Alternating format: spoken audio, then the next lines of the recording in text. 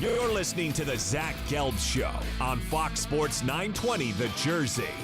All right, welcome back in. 5:30 from the Princeton Orthopedic Associates studios. We're able to connect with the three-time NBA champion, the 1994 All-Star, and now an agent. He's representing Josh Jackson in this upcoming draft, and that, of course, is BJ Armstrong, who's kind enough to hop on board with us right now on the Zach Gelb Show. BJ, appreciate a few minutes. Thanks for the time, and how are you?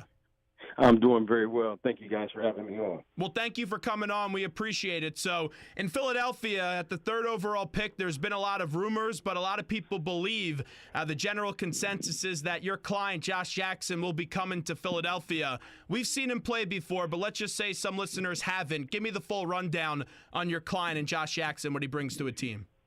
Well, I think right now it's a lot of speculation. It's early in the process, and for anyone who has seen him play, you're going to see an excellent basketball player who, just being very frank, he contributes to the bottom line. He can defend, he can rebound, he can share and pass the ball and do a lot of different things on the court. I think what he brings is you're going to have a basketball player who can contribute to the bottom line, which is winning games. So as teams are trying to build, you try to build with the foundation, the fundamentals of the game.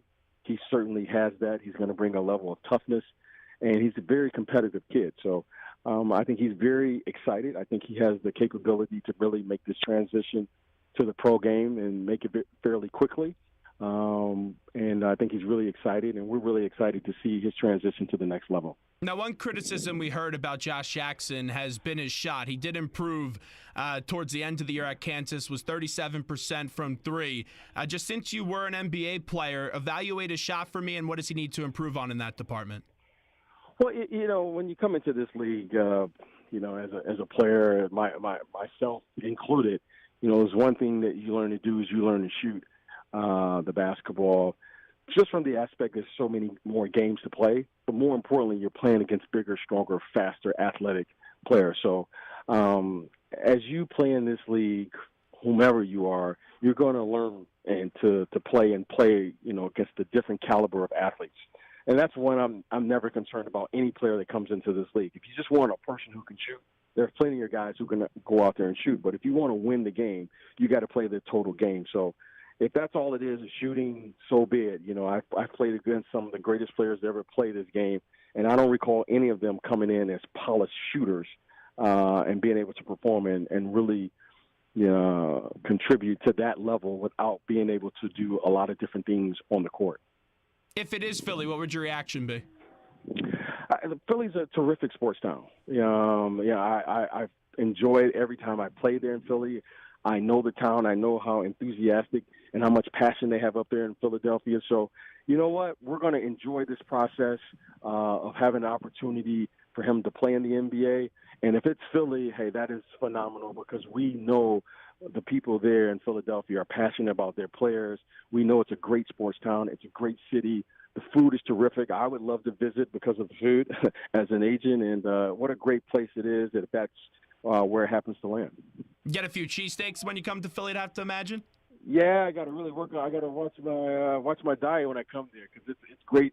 It's a great city, and you know what? Like I said, Philadelphia is a terrific place, and so I think they should be really excited. They have some great young players, some great young talent that they're beginning to acquire, and I think with Ben Simmons and Joel Embiid and all the players they've been able to put together there over the last couple of years, I think their future is bright. With those young players, and a big part of it is Embiid has to stay healthy. We all know that. Simmons had the year off because of the injury, and now we'll see what he could do really in his first full season, even though he's been around here now for coming up on year number 2. With the young foundation, how far away do you think the Sixers are from being a team that plays in the playoffs? Well, I think the first step is getting everyone, as you mentioned earlier, healthy, and you got to get back on the court. So, right now, there were flashes. Joel Embiid showed you flashes, and there's reason to have hope there. You can build around a talent like that. Ben as well. You saw what he was able to do. Some things in the collegiate level, and everyone's excited to see what he's going to do and how it's going to translate at the pro level. So I think it's going to take time. Coach Brown out there, he gets his guys to play hard. They're always prepared. But right now, let's get everyone on the court, and then you begin to build through the process. And the process is you have to get everyone there, and you have to be consistent in what you're doing. So I don't want to begin to speculate on when it's going to happen, but certainly the pieces are in place, the talent is there, and now it's just a matter of getting out there and getting it done where it has to happen, and that's on the court. The most words we heard in Philadelphia over the last few years is the process, and a lot is made out of the process. And the man that orchestrated the process, Sam Hinkie, is no longer here. As an agent, how did you view what Sam Hinkie tried to do here in Philadelphia? Well, in the end, I think marketing and the PR of it got a lot of, people talking, people in the media. In the end, this league is about two things. It's about talent and it's about toughness. And as an ex-player, as an agent, as a person who was an executive in this league, every team needs the same thing. You need talent, and talent that translates to winning basketball. So, you know what? One player, a Jordan caliber player, a LeBron James, a Steph Curry, those are the players that translate to winning basketball. So in the end, it's all about talent, and it's all about toughness. And you got to have the toughness, the people who are going to show up on a day-to-day basis ready to go out there and perform when the lights come on. So I think right at this point, there are only so many players that can do that. There are so many players that actually have the talent to really affect the environment in which they come into. There's a lot of good players, but there aren't a lot of players who really can affect the bottom line. And I think Josh Jackson is one of those players. What has Josh's contact been like in this process with the Sixers? Well, it's been great. I mean, Brian and the staff and everyone. So I've been knowing these people for years. So it's been terrific. I mean, we had contact with all the teams up there at the top of the draft. So, right now I think we're beginning to get to the next phase of this where, we're going to start possibly scheduling times to meet and doing all those things. So it's been a great process, and one in which, everyone's been incredibly professional. And we're looking forward to, coming out there and visiting and doing all the things we have to do as we go through this process. Do you think he'll work out with the Sixers? Well, I think we will. I think there's no reason not to. They have a high pick. They have a great team. They have a terrific organization. And clearly this is an environment in which, Coach Brown, who I happen to be a huge fan of, and what he does and how he prepares his team. So I think so. I think that at some point here he probably will visit, and we're working on that as we speak. Yeah, a lot's been made over the last few years about the Sixers medical staff, and as an agent, you need to give your client the best resources. What do you hear around the league about the Sixers medical staff? Well, I haven't heard anything out of the ordinary other than, look, this is the best league in the world. So, Philly has a terrific staff, and all the players that I've ever had or represented that have come to Philadelphia have only spoke very highly of it. So nothing out of the ordinary other than they're very professional, they're terrific, and they're great at what they do, and they always have the best interests of the players at hand. So I've only heard positive things about their staff. BJ Armstrong with us right now on the Zach Gelb Show right here on Fox Sports 920 The Jersey. Yesterday you had a comment that some of your Bulls teams couldn't play in this era. I read the headline. Just clarify that comment for me a little bit. Yeah, it's well, look, it's you can't ever compare one era to another era. If you're taking that era and trying to incorporate them into this era, I think they're going to struggle. But I also said, which probably you guys didn't hear in the headline, was if you took this team and you put them in the 90s era, I think this team would struggle as well because of the way the teams were constructed.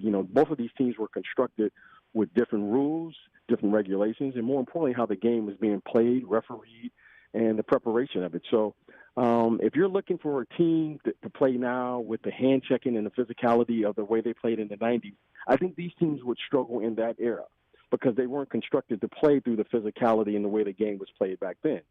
But in the same sentence, also, if you took those teams from the 90s, were constructed to play the physicality and the way the game was played back then, and you asked them to play this style of play that you see today with the three-point shooting, the spacing, and the pace of the game, I think those teams would struggle. Clearly, Michael Jordan and Scottie Pippen could play in any era. They clearly could play in any era. They had wonderful physical gifts. But if they play the same way they played in the 90s and think that's going to translate to the way they play today, that's a different story. So I think the key is figuring out if, you want to talk in these hypotheticals and comparing, is let's look at the rules and how the game was played, how it was refereed, how the teams were constructed, because certainly it was a different game. Those were two different games, and if you want to take one and put them in the other, it's not fair to that team, and then vice versa.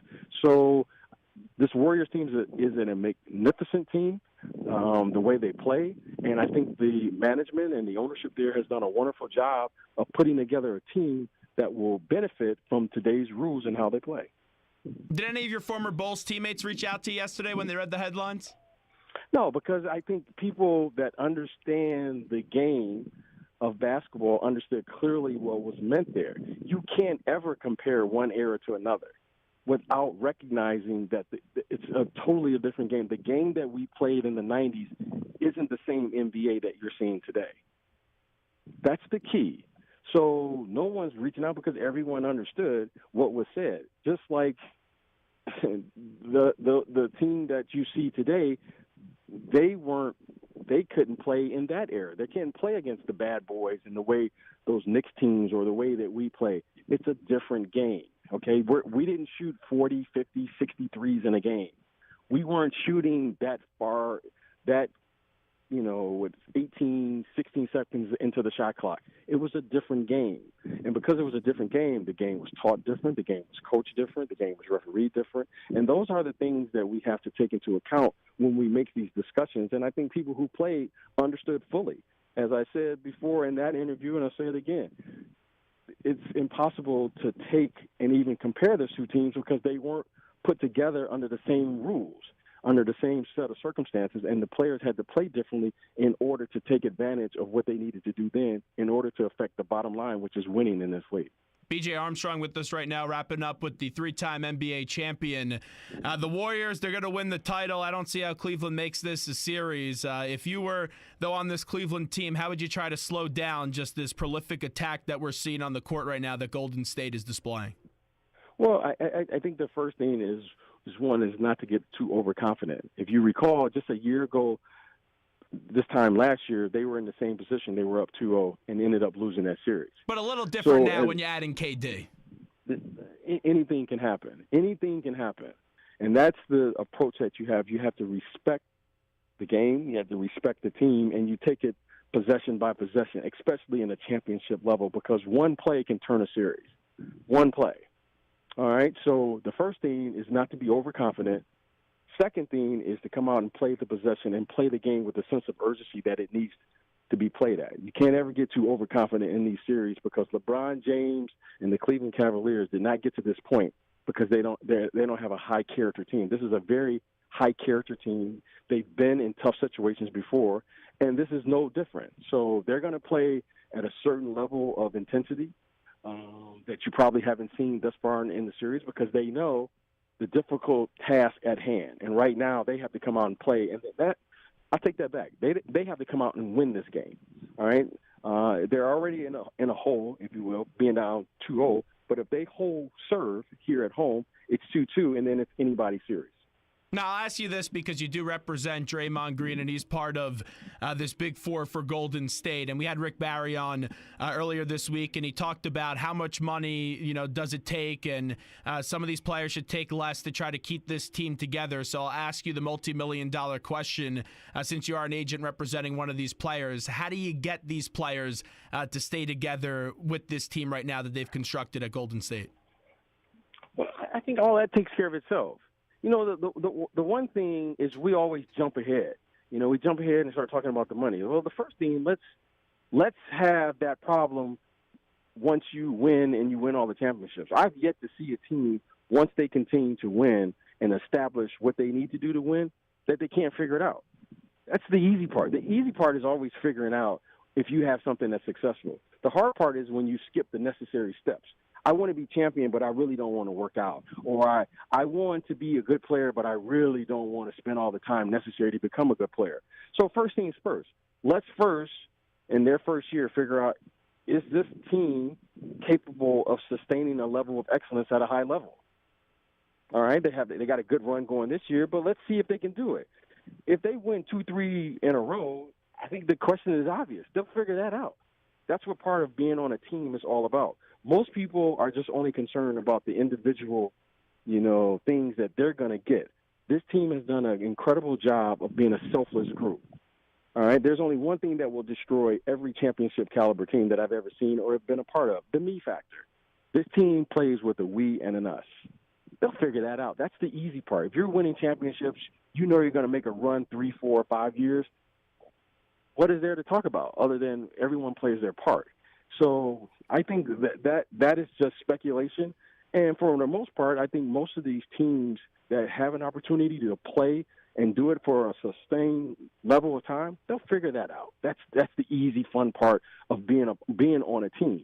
You want to be in an environment in which you can do this and do it maybe at a level no one has done it from. This team, they can make a serious run here for the next 3 to 5 years if they're able to win it this year. Last one for BJ Armstrong, who joins us right now. You've seen the game from so many angles as a player, also as an analyst, and then also as an agent. So let me ask you this, just the current state of basketball right now, because there was one team in the East that had a chance to get to the final, in my opinion, one team in the West, and we talked it up all year long, and I know you're optimistic about this, but I don't see how Golden State loses this series. But, hey, you got to play the games, and I understand that. But how do you evaluate the current state of the game that you love of the NBA? I think it's in an incredible place. Why is that? I think the game, a couple reasons. One, the popularity of the game globally, I think, is in an incredible place because you see and you have so many players from around the world participating in the NBA now. And you're seeing different brands. You see Dirk Nowitzki. You saw Yao Ming. Then you'll see a LeBron James. And then you'll see, a kid from Brazil play, Barbosa. You're starting to see different brands of this global experience coming to our game in the NBA. So I think the game is in an incredible place. Second, I think the infrastructure of the game in places like Africa, places like India, and you're going to start to see more and more players come from those parts of the world that's going to make another impression on our game. So I think our game is in a great place.